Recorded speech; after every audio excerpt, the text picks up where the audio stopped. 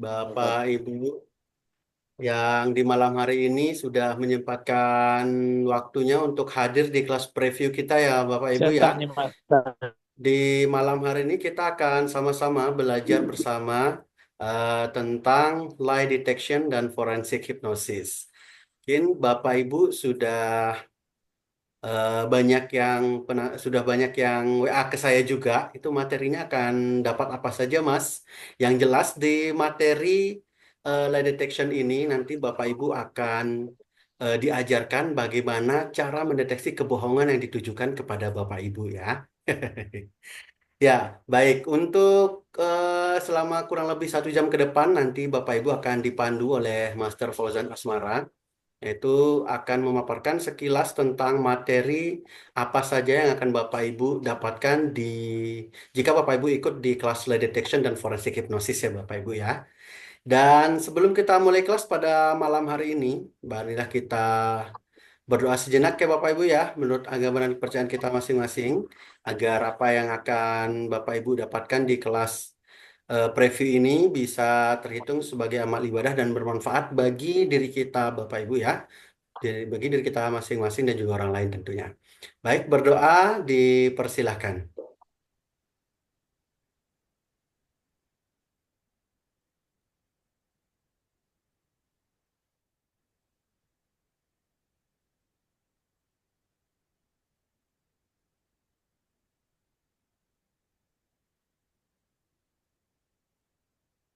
Ya, berdoa selesai. Baik, langsung saja tanpa berpanjang lebar, mungkin Bapak Ibu sudah penasaran banget tentang materi dari lie detection ya Bapak Ibu ya, yang akan dibawakan oleh Master Fauzan Asmara di hari Senin ya, minggu depan sampai dengan hari Jumat di bulan Desember ini Bapak Ibu. Baik, kepada Master Fauzan saya persilahkan. Baik, terima kasih Mas Opan. Assalamualaikum warahmatullahi wabarakatuh. Waalaikumsalam Waalaikumsalam. warahmatullahi Salam wabarakatuh. sejahtera untuk kita semua. Om Swastiastu. Nama budaya, salam kebajikan, salam. Ya, pertama, izinkan saya menyampaikan rasa bahagia, rasa bangga malam hari ini bisa bersama dengan teman-teman alumni IHC dari Sabang sampai Merauke.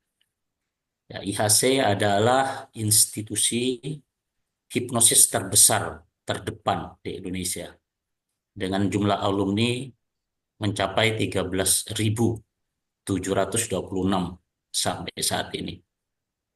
IHC adalah organisasi pembelajar, ya, sehingga siapapun yang bergabung dengan IHC nanti akan banyak mendapatkan ilmu-ilmu baru, ya. Ada yang gratis, ada yang berbayar, ya. Silakan Bapak Ibu sesuaikan saja dengan kondisinya masing-masing. Malam ini saya diberi kehormatan untuk menyampaikan materi tentang lie detection. Sebelumnya mungkin saya akan share terlebih dahulu video. Oke. Kebohongan lawan bicara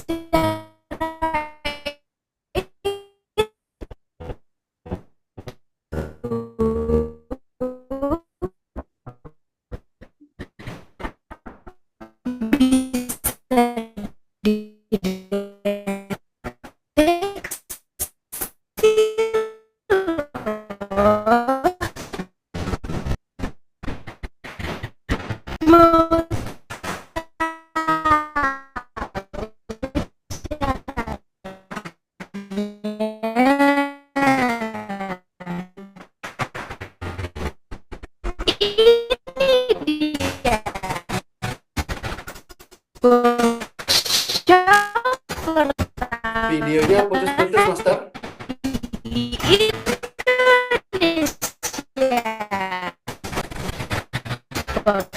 di Indonesia. Bocah lie detection. Apakah Anda ingin mengungkap dan membuktikan kebohongan pasangan, anak, atau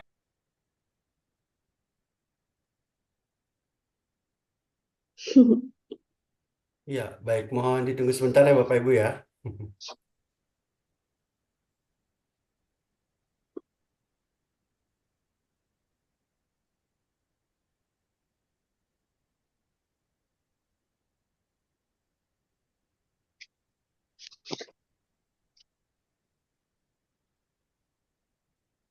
Ini terkendala sinyal ya Bapak Ibu ya. Mohon ditunggu sebentar.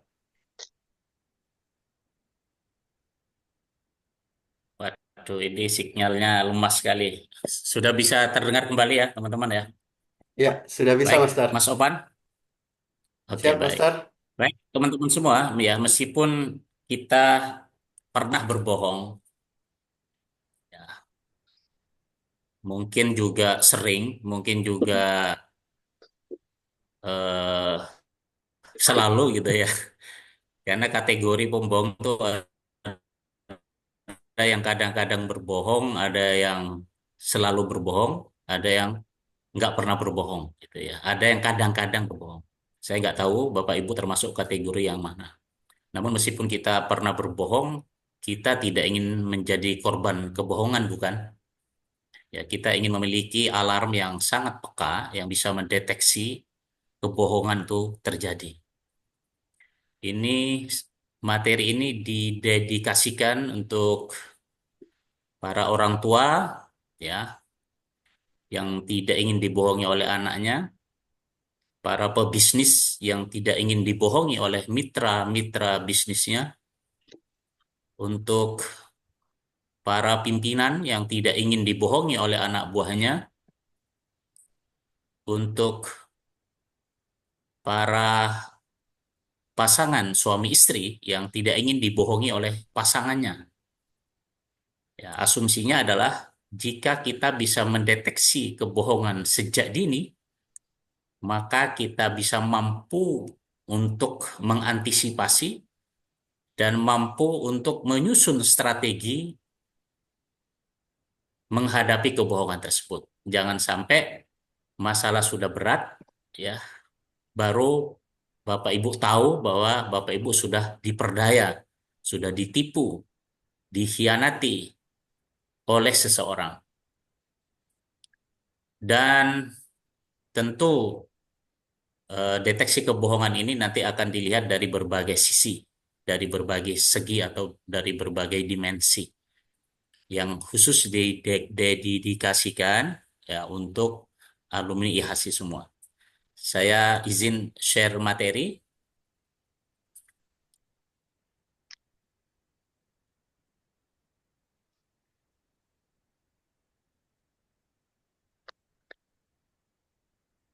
Oke.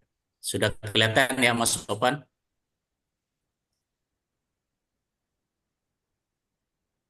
Oke, Bapak Ibu. Ya, Mas Topan sudah kelihatan slide-nya? Sudah terlihat Master. Oke, baik. Mas Sopan sambil melihat yang baru masuk ya Mas untuk di admit. Oke, teman-teman, saya mengenalkan diri terlebih dahulu. Mungkin Bapak Ibu belum kenal saya. Bagi yang sudah kenal, ya biar semakin kenal. Yang belum kenal, terutama untuk alumni IHC yang baru bergabung, tentu belum mengenal saya. Bagi yang sudah lama menjadi alumni HASI tentu mengenal saya. Beberapa orang di Zoom ini saya lihat sudah banyak rekan-rekan saya, saudara-saudara saya yang hadir pada malam hari ini dan mengenal dengan baik. Saya kenalkan diri saya, terlebih dipanggil Pak Fauzan, Master Fauzan juga boleh, boleh juga Pak Asmara atau Master Asmara. Saya license instructor Indonesian Hypnosis Center. Saya juga dari Laboratorium Psikologi Politik Universitas Indonesia sebagai asesor dan peneliti, license hipnoterapi CACT USA. Saya juga kebetulan 2022 Presiden DPW PKHI Jogja. Saya juga dipercaya juga oleh IHC sebagai Ketua Umum Dewan Pimpinan Nasional Alumni IHC. Sehingga Bapak Ibu melihat saya itu di setiap grup. Jadi di setiap grup pasti ada nomor saya karena jabatan saya sebagai Ketua Pimpinan Dewan Pimpinan Nasional kita IHC. Saya juga sertifikat instruktur BNSP, asesor BNSP dan seterusnya. Saya juga dosen di 3 perguruan tinggi di Jogja, dan saya juga pe- pendiri dan juga sekaligus ketua yayasan eh, di STE Total Win Semarang. Pengalaman saya sebagai asesor lebih dari 15 tahun, saya akan tularkan kepada Bapak Ibu bagaimana kita mendeteksi kebohongan. Ini fakta tentang kebohongan ya Bapak Ibu. Faktanya, berbohong adalah strategi komunikasi yang umum dilakukan. Jadi setiap saat kita berbohong. Ya, dalam 10 menit kita berbicara itu paling tidak kita 3 kali berbohong. Itu risetnya bicara begitu. Nah, berbohong itu dipakai untuk menghindari atau meminimalkan kerugian dan mendapatkan reward dalam komunikasi interpersonal. Jadi kalau kita berbohong, kita ingin mempengaruhi lawan bicara kita. Kalau kita berbohong, kita ingin mendapatkan keuntungan. Kita berbohong, kita meminimalkan kerugian. Kita berbohong untuk memitigasi risiko, untuk menghindari risiko, bahkan mentransfer risiko ke orang lain dengan berbohong. Strategi untuk tetap survive dalam sebuah situasi, apalagi situasi yang mengancam mati hidup kita, sebuah situasi yang berkaitan dengan kelangsungan hidup kita, ya, orang cenderung untuk berbohong. Nah, untuk beberapa alasan berbohong adalah cara yang bijak. Dalam setiap percakapan, hanya sepertiga yang benar-benar jujur. Ini menurut riset Bapak Ibu. Jadi faktanya seperti itu. Ya, dalam 10 menit percakapan itu biasanya ada 3 kali kebohongan. 37% orang dewasa berpikir bahwa berbohong itu nggak ada masalah, berbohong tentang usianya. Dan hanya 54% kebohongan itu bisa dideteksi secara akurat. 42% orang dewasa itu berpikir berbohong itu nggak ada masalah. 98% anak-anak belasan tahun itu berbohong kepada orang tuanya. Dan ah, nyaris nyaris 100% pria itu berbohong kepada istrinya. Itu ya. Ini kalau sekarang saya tanya kepada teman-teman ini, ya, saya tanya, apa sih kalau misalnya seorang suami berbohong kepada istri, itu kira-kira alasannya apa ya? Boleh di chatting. Kalau ada seorang suami berbohong kepada istri, kira-kira apa? Kenapa itu? Nggak mau menyakiti hati istri? Boleh? Ya, betul. Kita nih ya. Ada lagi? Cari aman, ya, agar keluarga utuh. Nah, sayang istri, wah, Mas Doni ini ya punya alasan ya berbohong karena sayang istri agar tidak marah dan aman. Ya, Teh Devi menjaga perasaan istri, menjaga perasaan istri, Master. Oke, Bapak Toto. Apalagi? Baik. Sekarang saya balik ini, menjaga perasaan, menyenangkan istri. Ya, biar tidak bertengkar.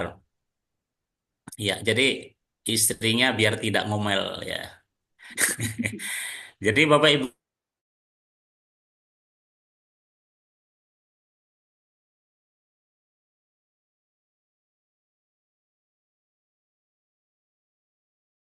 kebohongan itu kebohongan yang apa ya, yang mendasar gitu ya. Jangan sampai kebohongan yang membahayakan gitu kan. Itulah kenapa kok kita harus belajar deteksi kebohongan. Ya, Mbak Ileksa bilang hasil survei ternyata istri lebih senang dibohongi daripada jujur, menyakitkan. Ya, memang seperti itu kenyataannya Pak Ileksa. Ya, lebih senang dibohongi daripada bicara terus terang gitu. Baik, sekarang saya balik nih. Apa alasan istri berbohong kepada suami? Boleh di chatting para istri di Zoom ini. Apa alasan Anda berbohong kepada suami? Cari perhatian. Ringan hati tanpa beban. Ya, takut gak diizinin, katanya Teh Devi. Sehingga harus berbohong. Ya, sama biar suami nggak ngomel-ngomel. Biar nggak marah. Apalagi cari aman.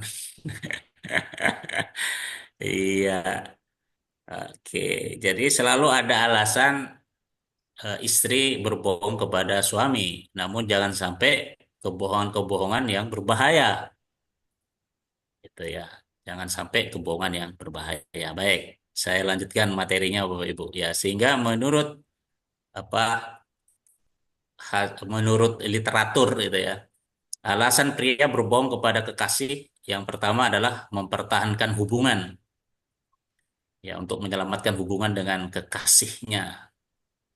Ya, bahkan ada ungkapan, ada yang mengatakan bahwa kunci keutuhan rumah tangga itu adalah satu, yaitu apa? Jangan pernah mengaku.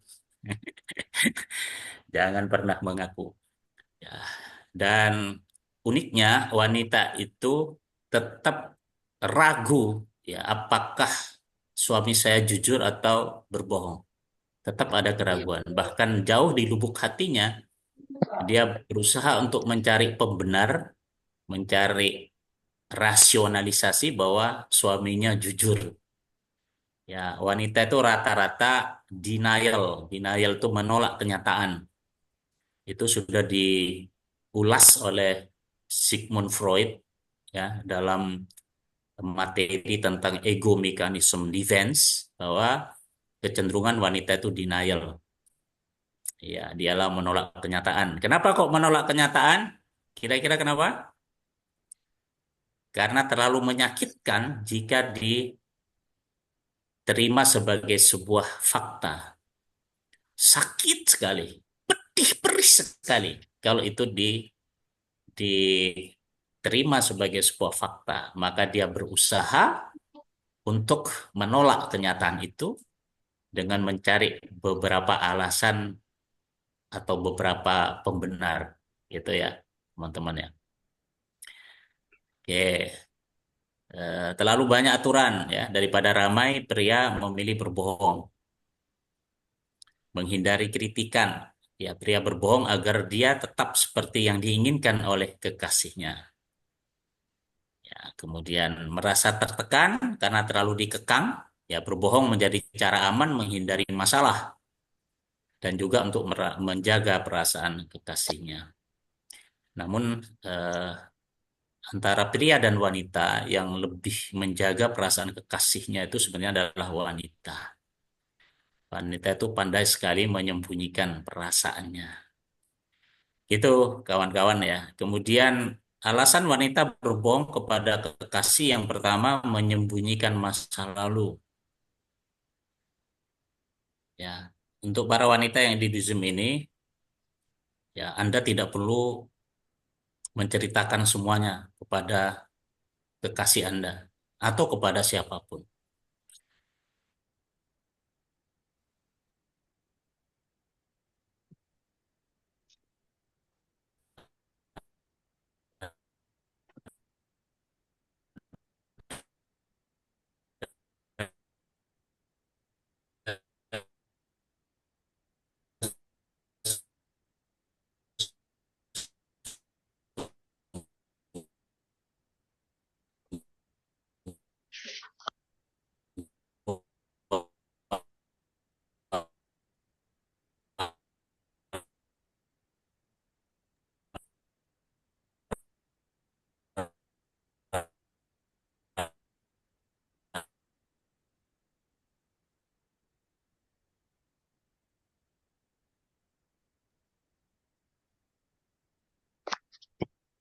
Ya, baik. Mohon ditunggu sebentar ya Bapak Ibu ya, terkait ke terkendala sinyal kayaknya ini Bapak Ibu.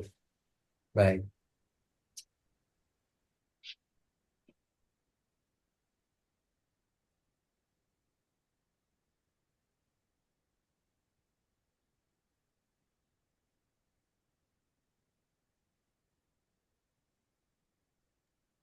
Ya, kita tunggu Master Fauzan masuk ya. Sudah masuk kembali ya Bapak Ibu ya.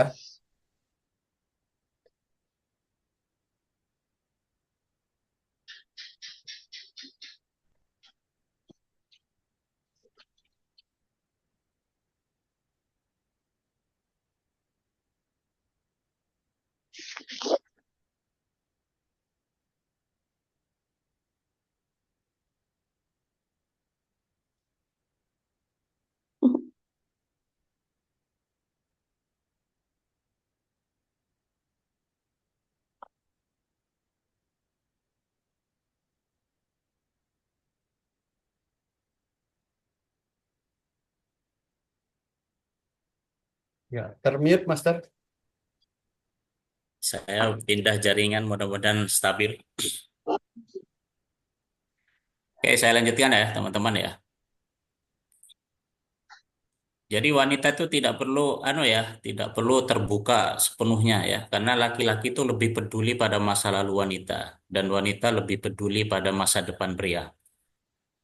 Itu ya teman-teman ya. Menjaga citra diri, membuat jarak. Kadang wanita itu berbohong untuk membuat jarak, karena wanita itu tidak bisa eh, eh, eh, pergi seketika. Wanita itu cenderung untuk ghosting, ya, menjauh terus hilang.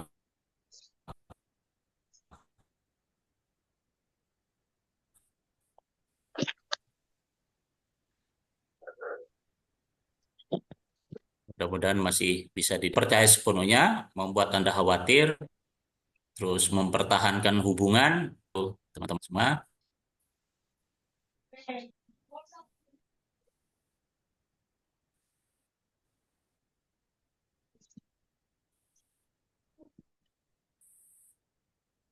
Eh, Kenapa kok wanita itu berbohong kepada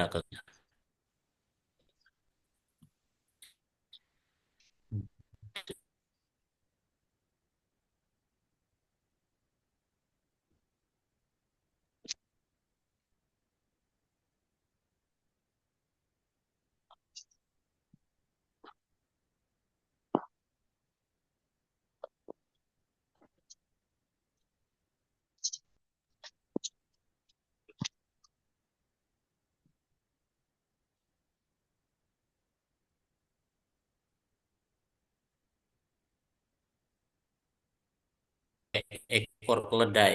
Keledai itu dimasukkan ke sebuah tempat yang gelap, ya, dan itu terus diminta untuk memegang ekor keledai. Nah, ekor keledainya itu sudah dikasih jelaga, dikasih jelaga. Nah, siapakah yang menjadi tersangka itu adalah orang yang masuk ke ruangan gelap itu, tetapi tangannya bersih. Berarti dia tidak memegang ekor keledai. Maka dialah kemudian menjadi tersangka. Nah, ini yang lebih manusiawi ya. Kalau di zaman Romawi itu dipakai penyiksaan untuk mendapatkan pengakuan. Dan pada zaman ini pun juga beberapa penyidik juga masih memakai penyiksaan ya, meskipun sudah dilarang oleh PBB. Itu teman-teman ya. Tapi kalau zaman sekarang Anda cukup pakai hipnosis ya. Kita pakai hipnosis. Nanti saya ajari bagaimana caranya mendapatkan pengakuan dengan hipnosis. Ya, ya. Jadi mendapatkan pengakuan pakai hipnosis itu bukan diinduksi terus kemudian ditanya terus dia buka-buka, itu enggak ya teman-teman ya, itu hoax ya. Anda kalau lihat kuya-kuya itu settingan ya, tidak ada orang yang dalam kondisi hipnosis terus bongkar-bongkar aib terus dia ditanya apapun jawab, itu tidak ya. Seorang pembohong bawah sadarnya juga pembohong ya teman-teman ya, namun tetap ada cara bagaimana mendapatkan keterangan-keterangan yang bisa kita deteksi sebagai sebuah kebohongan. Ya, ada caranya, teman-teman ya. Nanti di materi lie detection, teman-teman juga akan diajarkan karena nanti juga ada materi tentang forensik hipnosis. Ya, kemudian di zaman Tiongkok kuno itu sudah lebih modern. Ya. Tersangka itu disuruh makan yang kering, nasi yang kering dimasukkan ke mulutnya. Ya, siapa yang berhasil mengeluarkan nasi itu adalah orang yang jujur. Tetapi kalau nasinya itu lengket di mulutnya tidak bisa keluar, itu adalah pembohong. Ini Tiongkok kuno itu sudah tahu ya bahwa kalau orang berbohong itu ada reaksi fisiologis di mana air liur itu terkompresi. Sehingga orang yang berbohong itu sering menelan air ludah. Begitu air ludah keluar, langsung dia telan untuk membasahi kerongkongannya yang kering karena air liur terkompresi. Itu cara yang lebih manusiawi, ya, lebih manusiawi yang ada di Tiongkok kuno, ya teman-teman ya. Kemudian dalam sejarah juga tercatat metode investigasi modern dan manusiawi dari Nabi Daniel atau dari Daniel itu ya. Itu diabadikan dalam sebuah kitab ya oleh Daniel. Kalau Daniel ini kalau orang Muslim yakin bahwa ini anaknya Nabi Daud gitu ya. Jadi ada seorang wanita yang eh, mandi ya betul. Setelah itu ada dua orang pejabat kerajaan yang merayu ya Susana untuk melayani mereka. Dua pejabat ini itu selama ini nggak pernah ditolak ya, namun Susana berani menolak. Terus kedua orang pejabat ini kemudian mengancam, kalau kamu tidak mau, kamu akan saya laporkan kepada kerajaan. Kamu melakukan perbuatan yang tidak senonoh. Namun Susana tetap menolak, tegas menolak, sehingga dua orang ini kemudian menjadi marah. Akhirnya dilaporkan ke raja. Nah, kebetulan Nabi Daniel itu memiliki sebuah metode ya untuk mengungkap siapa yang benar, siapa yang salah. Kemudian Nabi Daniel ini melakukan cross investigation. Kedua orang itu kemudian dimasukkan ke sebuah ruangan, kemudian dikasih pertanyaan. Ternyata jawaban mereka tidak konsisten. Yang satu mengatakan bahwa Susana melakukan perzinahan di bawah pohon damar. Satunya mengatakan di pohon cemara. Dan seterusnya. Jadi banyak sekali kejanggalan-kejanggalan karena jawabannya itu tidak konsisten dan tidak sama. Akhirnya Susana selamat ya, dan ini ada dalam kitab Daniel bab 13. Ini abad 2 sebelum Masehi dengan bahasa Ibrani. Itu teman-teman ya, dan sampai sekarang metode cross investigation itu dipakai oleh para penyidik di seluruh dunia. Dan ini dianggap sangat manusiawi dan banyak disukai ya oleh para penyidik ya. Eh, Suatu ketika, sebentar saya skip dulu. Suatu ketika teman-teman saya diberikan Allah rezeki. Sebentar, stop share. Saya share ulang. Saya suatu ketika pergi ke Alexandria, Bapak Ibu ya. Alexandria itu Mesir ya, Mesir masih naik darat dari Mesir. Saya pergi mengunjungi Alexandria karena inilah kota tua Alexandria. Nabi Daniel itu dimakamkan di sana. Ini adalah rumah-rumah kuno ya teman-teman ya. Yang usianya 3000 tahun. Di bawah kekuasaan Yunani dulunya.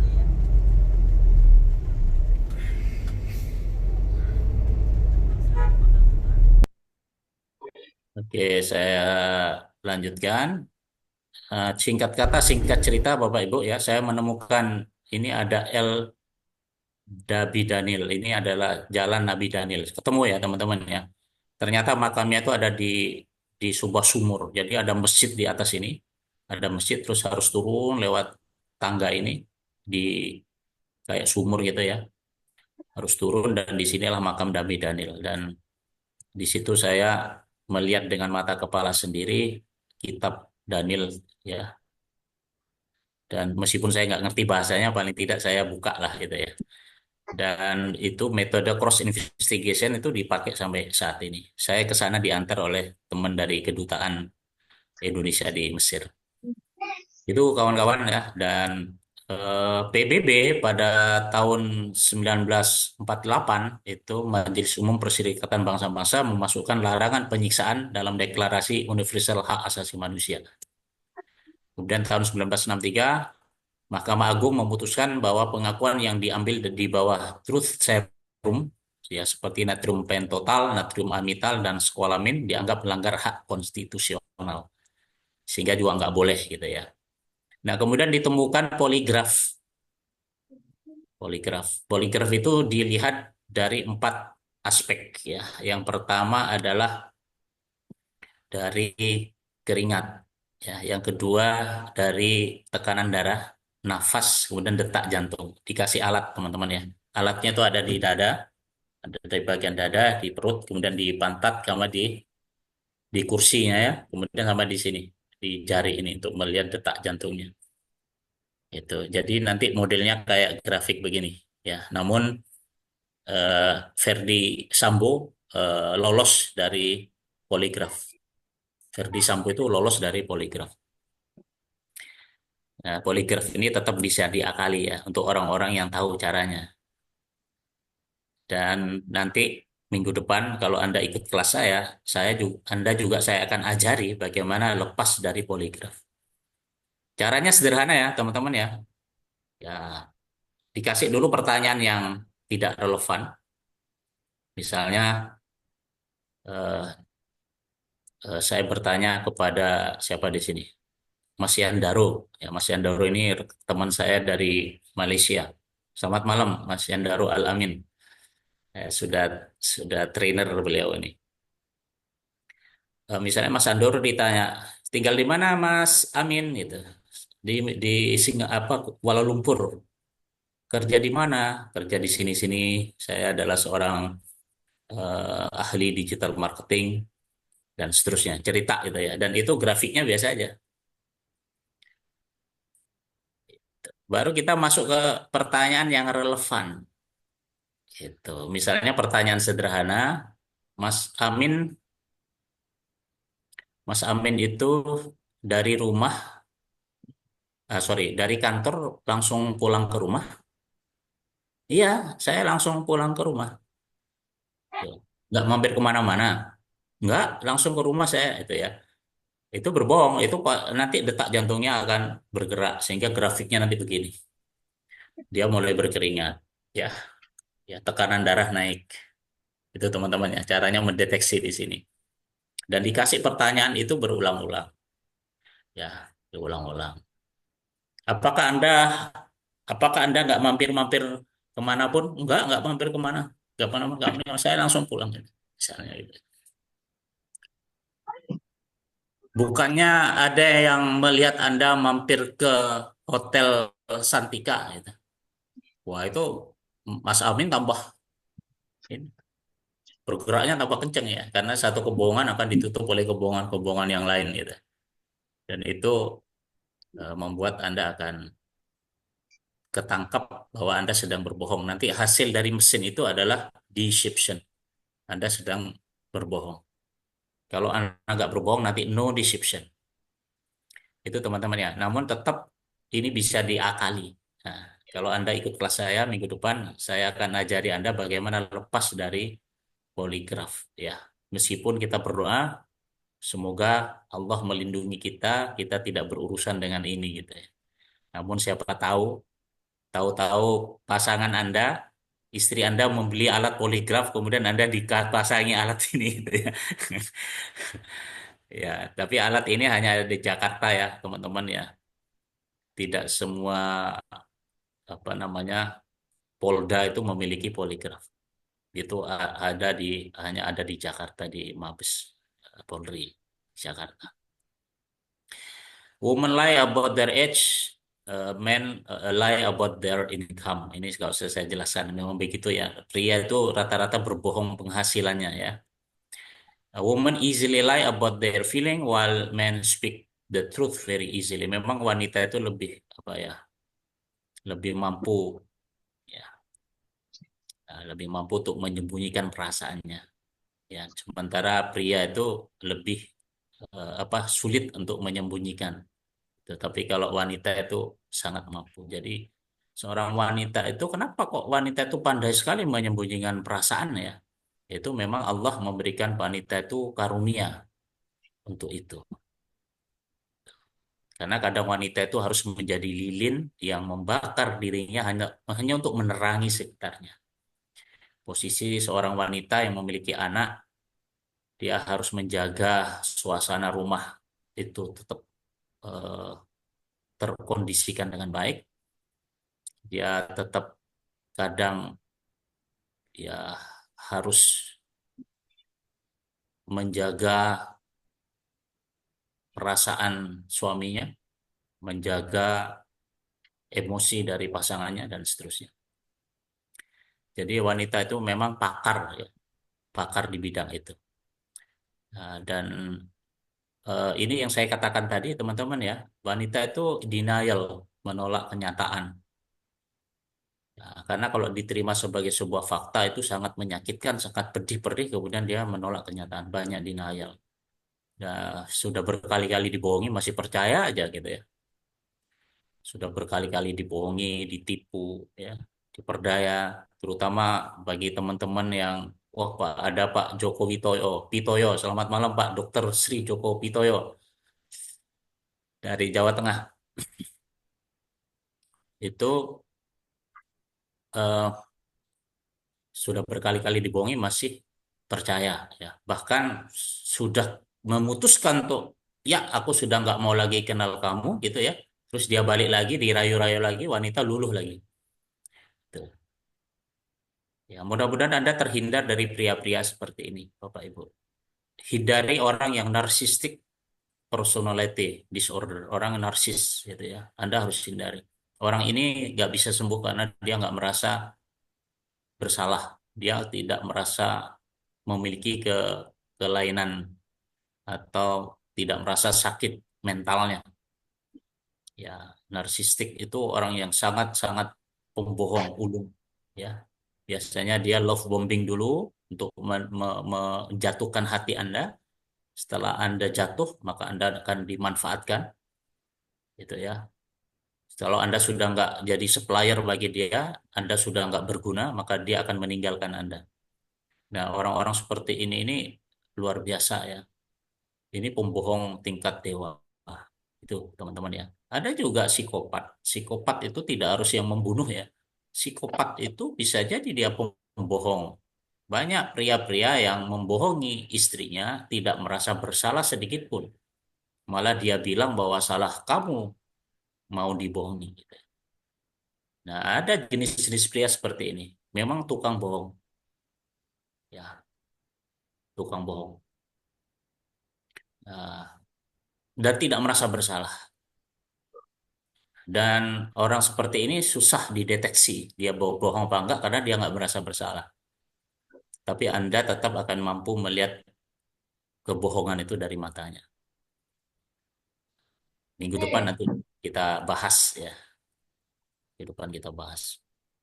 Men lie more, but women lie better. Jadi pria itu berbohongnya lebih banyak. Tetapi kalau kita lihat atau dari hasil-hasil penelitian yang lebih baik menjadi pembohong adalah seorang wanita. Wanita itu pembohong kelas dewa, kelas kakap.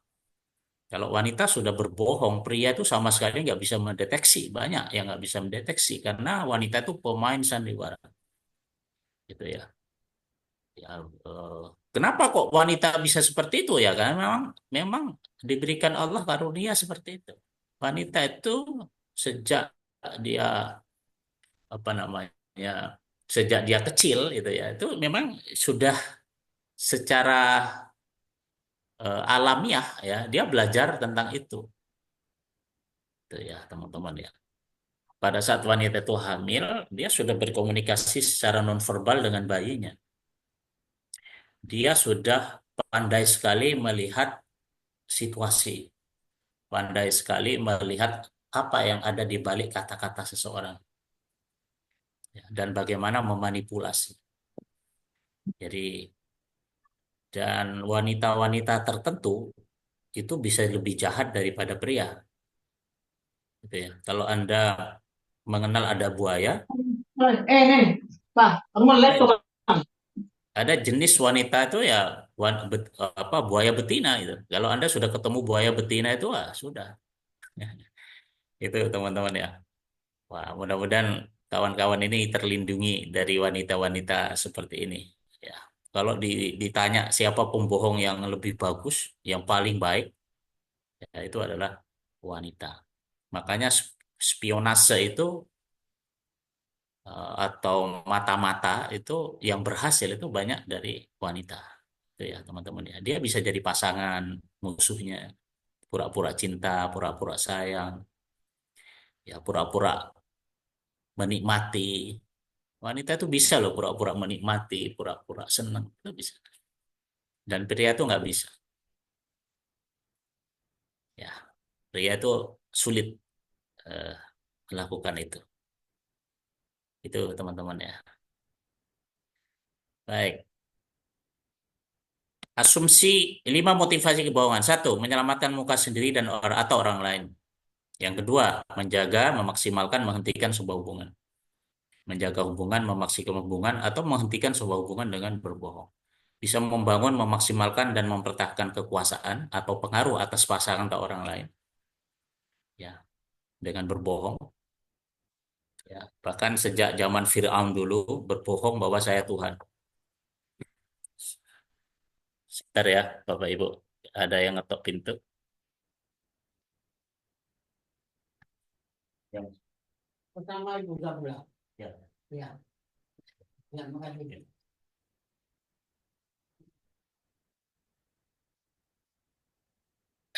Oke, saya lanjutkan. Baik mana tadi? Nah, ini mempertahankan. Jadi gini, termasuk raja-raja ya, termasuk Raja Jawa ya. Saya nggak harus sebut raja siapa gitu ya. Dia bikin cerita bahwa Raja Jawa menikah dengan Nyi Roro Kidul, punya jalur khusus lewat terowongan khusus ya, itu bisa menembus pantai selatan. Dan itu dipercaya oleh masyarakat-masyarakat di situ. Itu untuk membuat ada daya pengaruh pada orang lain. Dan orang seperti itu dianggap wajar gitu ya. Terus menghindari tekanan, konflik, daripada kita ditekan ada konflik maka kemudian kita berbohong. Yang terakhir adalah mempertahankan, mengalihkan, bisa menghentikan interaksi sosial. Itu dengan kebohongan-kebohongan. Oke, sekarang zamannya ini ya, zaman digital ya, zamannya sosmed ya. Ya, TikTok, ya, Reel di Instagram, di Facebook gitu. Itu banyak sekali berita-berita kebohongan ya, hoax ya untuk membangun opini, untuk membawa opini ke arah tertentu. Hati-hati kawan-kawan ya. Dan itu biasanya adalah berkaitan dengan dunia politik. Fauzan Asmara ini Bapak Ibu dulu Direktur Komunikasi Pemenangan Jokowi Ma'ruf Amin. Ya, saya dulu salah satu tugas adalah membangun opini, membuat positioning, memposisikan sebuah persepsi tertentu di benak konsumen. Positioning adalah menanamkan atau memposisikan ya sebuah kategori produk tertentu yang sudah kita rancang di benak konsumen. Kalau politik berarti konstituen, jujur, sederhana, merakyat. Di mana kita konsisten bahwa produk kita itu jujur, sederhana, merakyat. Gitu. Maka kita kayak bikin ini ya, kayak bikin film, bikin berita, ya, memframe sebuah peristiwa, membingkai gitu ya, dari arah yang mengarah kepada posisi yang itu. Jadi kalau Anda lihat berita-berita, apalagi zaman sekarang, Anda jangan langsung percaya karena bisa jadi itu adalah sebuah kebohongan besar. Itu kawan-kawannya. Nah, asumsi deteksi kebohongan. Asumsinya apa? Siapapun tidak ingin ketahuan ketika berbohong. Pastilah orang tidak ingin ketahuan ketika berbohong. Orang akan berusaha tidak menampakkan tanda-tanda bahwa dia berbohong. Terus ada reaksi emosional otomatis yang terjadi pada diri seseorang ketika berbohong. Ada reaksi otomatis. Nah, reaksi-reaksi inilah yang saya akan ajarkan kepada teman-teman semua. Reaksi emosional menyebabkan reaksi fisiologis berupa tanda-tanda perilaku tertentu pada seseorang. Nah, tanda-tanda perilaku tersebut bisa diamati. Itu ya. Namun kalau teman-teman belajar tentang ini, ya jangan setiap kali bicara sama orang terus dideteksi, dilihat, nggak usah. Nggak usah. Kalau memang nggak ada kepentingan buat apa, ya nggak usah. Kalau saya ketemu Pak Amin, saya nggak ada motivasi untuk mempelajari Pak Amin. Ngapain? Di sini ada Teteh Devi, ya ada Ibu Emma, Ibu Arti, ya Pak Yuno Yuliono, ya. Ya, kalau kita misalnya ngomong, ya termasuk Pak Dokter Pitoyo, Pak Sahuda sering bicara dengan saya nggak akan mendeteksi ini bohong apa nggak buat apa. Namun kalau ini masalah bisnis yang miliaran, ya saya beli rumah di Surabaya ini 1,5 miliar. Karena besarnya 1,5 miliar, maka saya harus deteksi bohong nggak ini. Ternyata benar bohong gitu ya. Oh ini bohong. Saya bilang ini bohong mas, ini bohong mas. Ya, ketiga kalinya oh ini jujur benar. Baru kita beli. Tuh karena ini urusan miliaran, Bapak Ibu. Anak saya tiba-tiba pacaran, Pak, ini Pak calon gitu. Oke, ngomong sama saya 5 menit. 5 menit ya sudah saya tahu ini bohong. 10 menit, 15 menit saya tambah mual, tambah mau muntah rasanya karena kebohongannya banyak. Baru teliti. Saya teliti di mana siapa bapaknya dan seterusnya saya teliti. Terus saya simpulkan ini jangan. Terus saya bilang ke anak saya, ini mas, ini mas, ini mas. Gitu ya Pak ya? Iya. Terus nggak jadi. Kalau itu adalah calon menantu Anda, kalau itu adalah bisnis yang miliaran, kalau itu adalah pasangan Anda, saya tanya pada istri misalnya, Mama dari mana? Lihat matanya. Kita oh bohong, oh jujur. Kita lihat anak kita cewek misalnya. Saya punya anak perempuan ya, dia kebetulan jadi LUKU, lokal koordinator CIMSA UGM di Fakultas Kedokteran UGM. Anak saya itu membawahi 6 organisasi. Sering pulang malam karena kegiatan-kegiatan organisasi. Saya harus deteksi dari mana dek, dengan siapa aja. Saya lihat, oh jujur, oh gitu ya. Jadi deteksi kebohongan itu bukan Anda lakukan pada semua situasi atau pada semua orang, tidak. Deteksi kebohongan itu kita lakukan pada orang-orang yang memang perlu kita deteksi bohong atau tidak. Kita lakukan pada hal-hal yang memang penting untuk kita deteksi kebohongan. Ya, sehingga saya pernah nyaris saja ditipu orang. Tapi untungnya waktu mau terjadi transaksi, saya segera masuk. Terus saya bilang istri saya, jangan mah, bohong ini. Benar bohong. Itu ya teman-teman ya. Jadi ilmu ini asik ya teman-teman ya. Ya Anda investasi leher ke atas tuh nggak usah pelit-pelit Anda ya. Ada 4 hal yang Anda nggak boleh pelit ya. Satu kesehatan mental, dua kesehatan fisik, tiga investasi leher ke atas jangan pelit. Yang terakhir adalah sedekah nggak boleh pelit.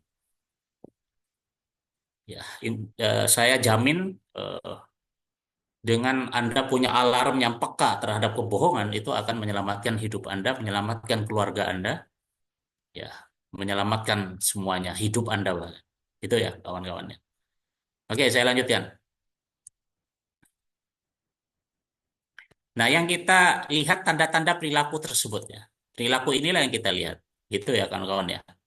Nah, jenis-jenis pembohong ada yang tidak nyaman berbohong, ada yang pembohong sesekali, ada yang jarang, ada yang sering, ada yang pembohong profesional.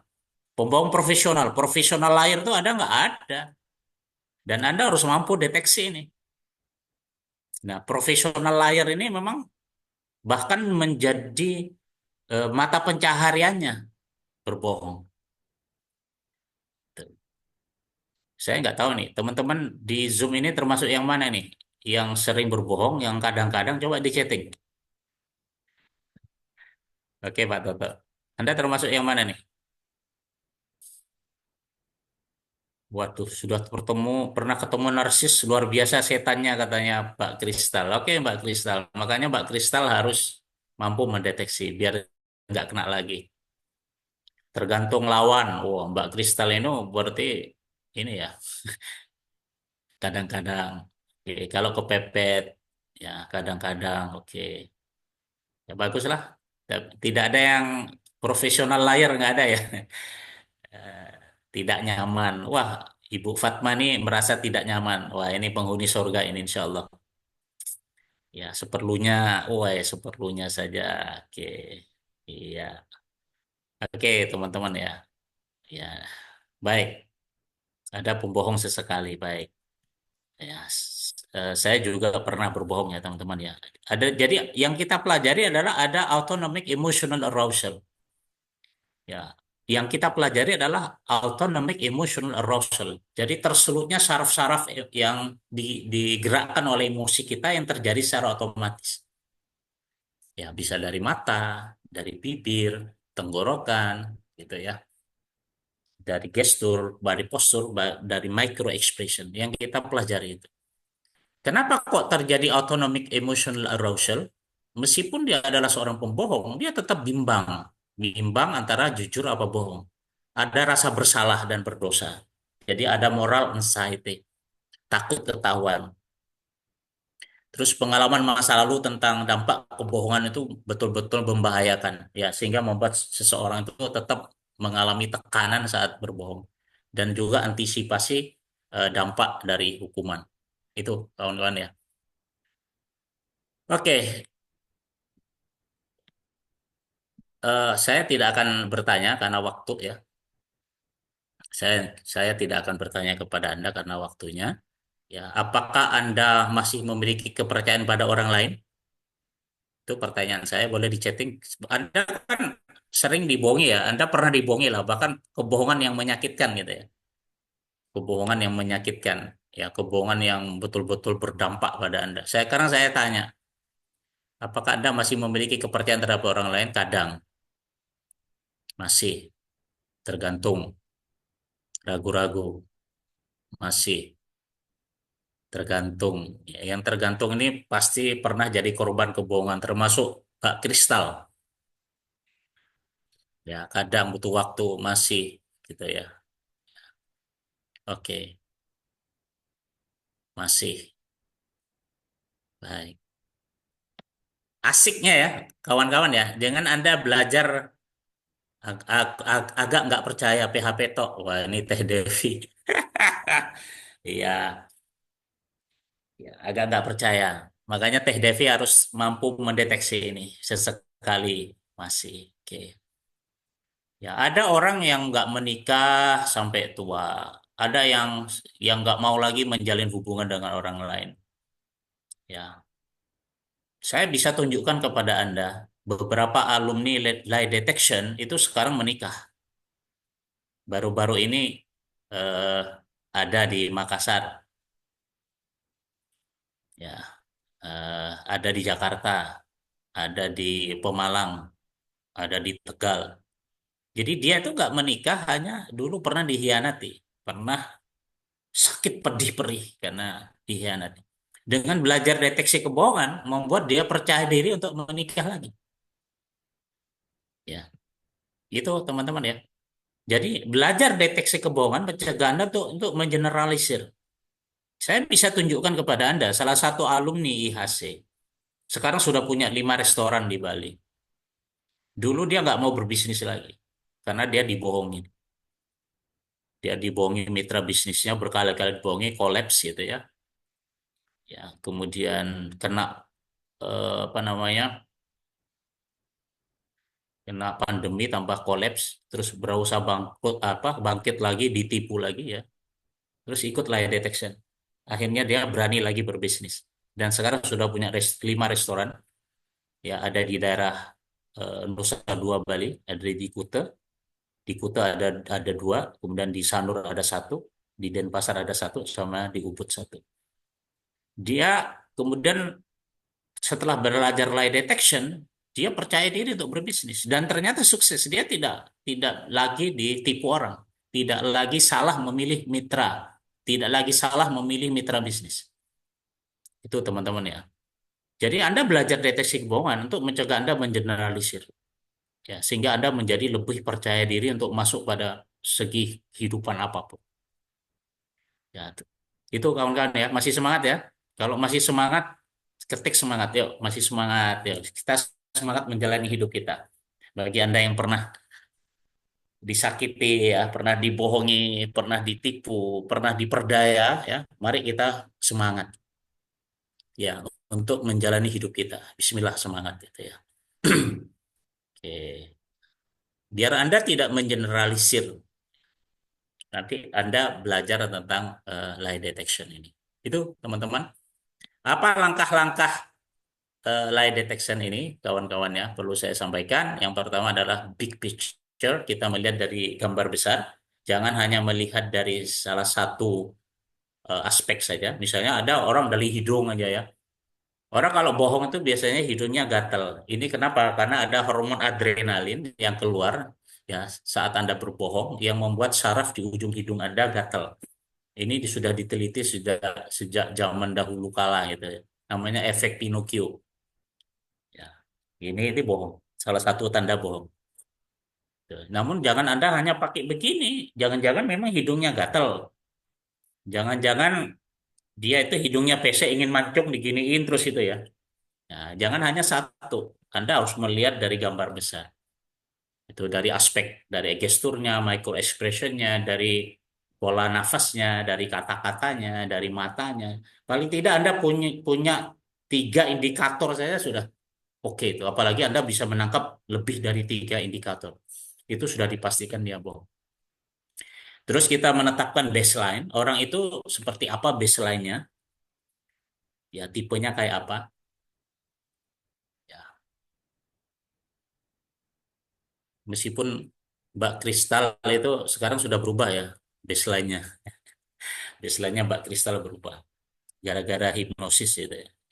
Gara-gara hipnosis, hipnoterapi ada perubahan gestur, body posture, ada perubahan kepribadian gitu ya. Baseline-nya berubah. Nah, kita lihat baseline. Nah, apa yang nanti yang berbeda dengan saat dia berbohong? Ya, dengan cara kita kasih pertanyaan-pertanyaan atau kita ungkap beberapa fakta. Kemudian akurasi, saluran channel akurasi, mana yang lebih akurat? Ternyata bahasa tubuh itu lebih akurat daripada visual expression.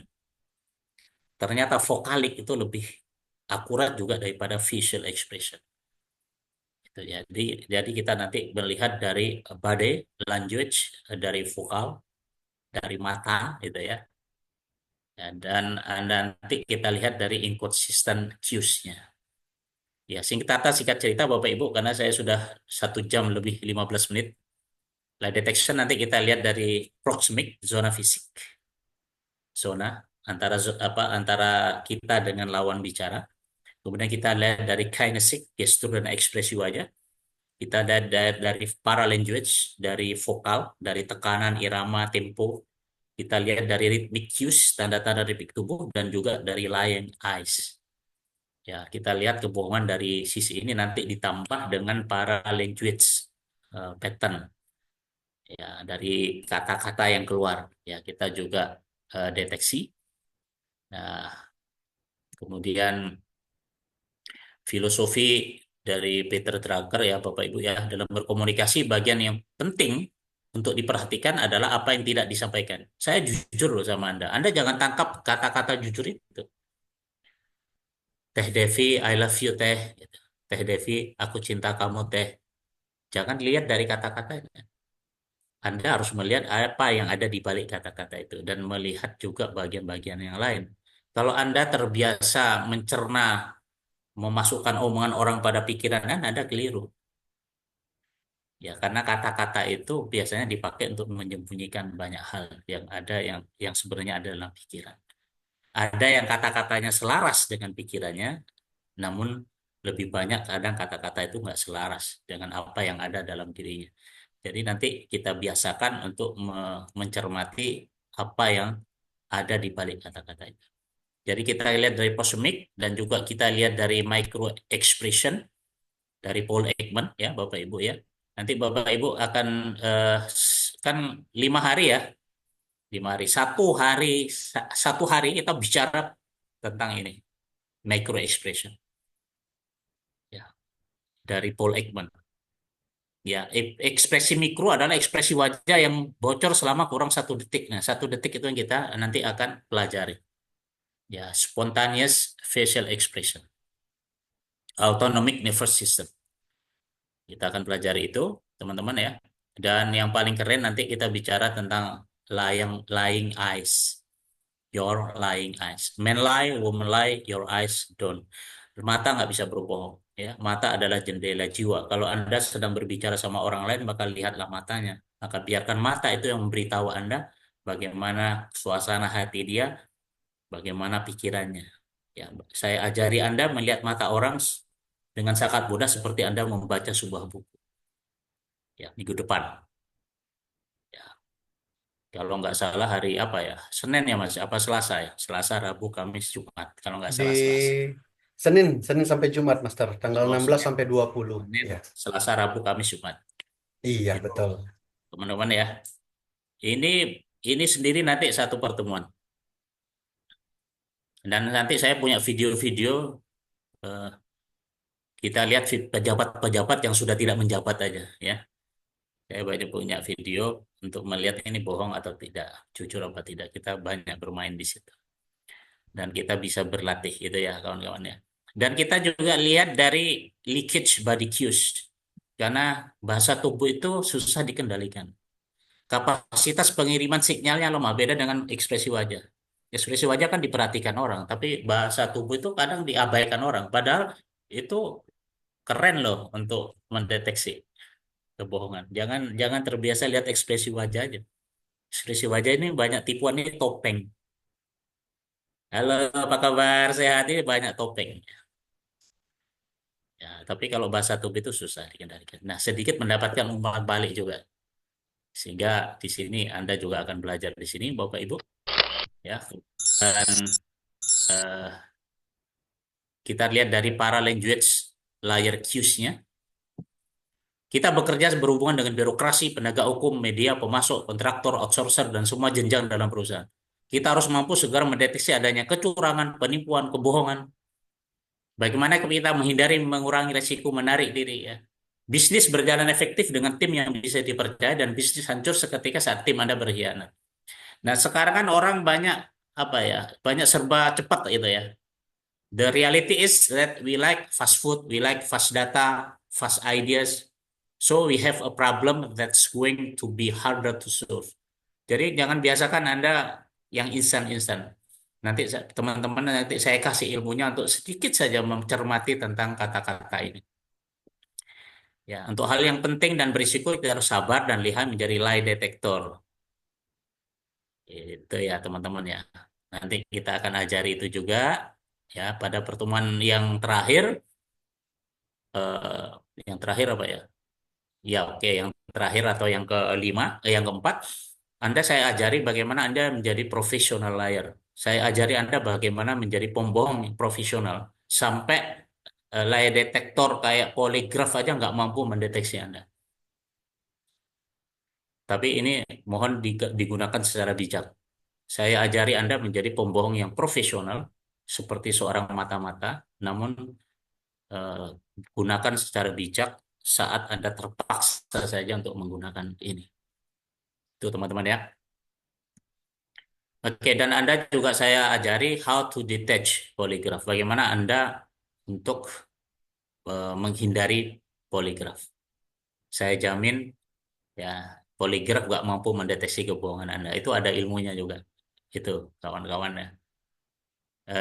Ada bonus untuk kawan-kawan nanti forensic hypnosis. Ya, bagaimana menggali data bawah sadar dari tersangka atau dari saksi. Forensic hypnosis. Jadi mungkin pertemuan terakhir kayaknya ada forensic hypnosis juga gitu teman-teman ya. Kalau nggak cukup waktunya nanti kita bisa tambah Zoom-nya. Itu saya kira Mas Opan ya. Mohon maaf, saya tidak bisa mengulas lebih panjang karena dikasih waktu cuma 1 jam. Ini sudah hampir 1 jam setengah ya, Bapak Ibu ya. Ya, kita bertemu minggu depan ya bersama saya. Ya, jadilah lie detector yang hebat dan jadilah profesional layar gitu. Insya Allah, tapi digunakan secara bijak ya. Insya Allah hidup kita akan lebih melesat ke depan ya. Dan tidak ada yang mampu membohongi kita. Kalau teman-teman berbicara dengan saya tahu loh Anda bohong, Pak, nggak tahu. Cuman saya diem aja. Bohong itu kebohongan yang nggak penting gitu ya. Tapi kalau menyangkut pasangan, menyangkut anak, oh saya itu sangat-sangat sangat-sangat sabar dan saya pakai ya. Saya pakai ilmu saya untuk bisnis yang miliaran, mencari mitra bisnis gitu ya. Memilih anak buah yang mana yang benar apa enggak. Saya pakai itu semua. Dan Bapak Ibu nggak usah khawatir karena saya menguasai hipnosis. Di hari terakhir Bapak Ibu saya induksi masuk kondisi hipnosis. Nanti saya install semua yang dipelajari dari Senin, Selasa, Rabu, Kamis, Jumat.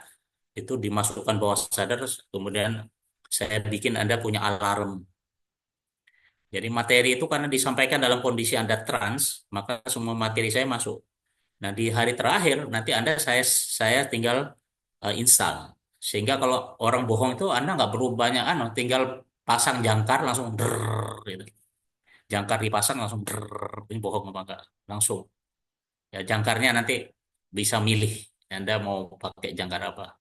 Bisa bisa jangkar pakai begini, gitu, langsung cet langsung. Bisa begini, bisa kepal tangan, ya eh, bisa juga begini. Nah, terserah Anda nanti. Yang jelas begitu materi berakhir, ya Anda nggak perlu lagi buka-buka buku karena itu semuanya sudah masuk di otak Anda dan diinstal. Ya, meskipun teman-teman juga saya kasih bukunya, saya kasih eh, materinya. Terima kasih atas atensi teman-teman semua. Sampai jumpa bersama saya minggu depan. Ya, waktu saya aturkan kembali kepada Mas Opan. Ya.